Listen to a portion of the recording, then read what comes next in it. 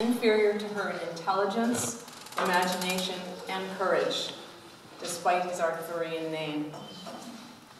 He offers his mother a bottle of port as consolation for exiling her from his household.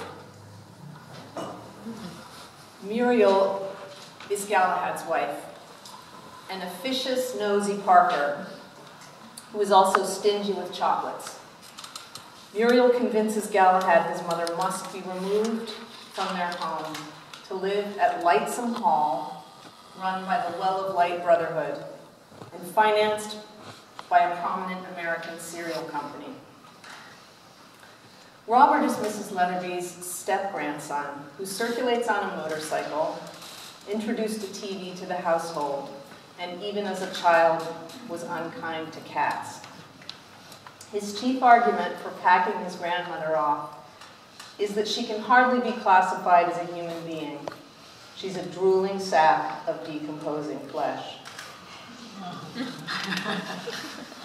Cha-Cha is the cat whose fur, collected from co-mates and held in a jar, will someday be spun into yarn by Mrs. Leatherby and knitted into a jumper by Carmela.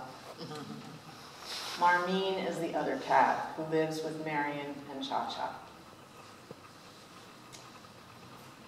Mrs. Leatherby, I have to look behind to read this. Mrs. Leatherby bids the cats and Carmela a bitter farewell. She is hastily delivered to Lightsome Hall by her bio family.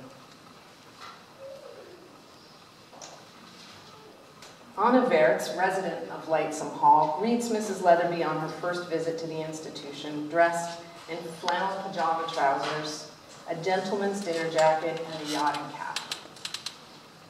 She escorts her to a room in a concrete lighthouse. During the morning hours, we were busy, although I noticed that Anna Wertz often lay on her deck chair outside the cuckoo clock, taking the sun. If she was not lying on her deck chair, unique of its kind at all, she was standing in the door of somebody's hut, talking.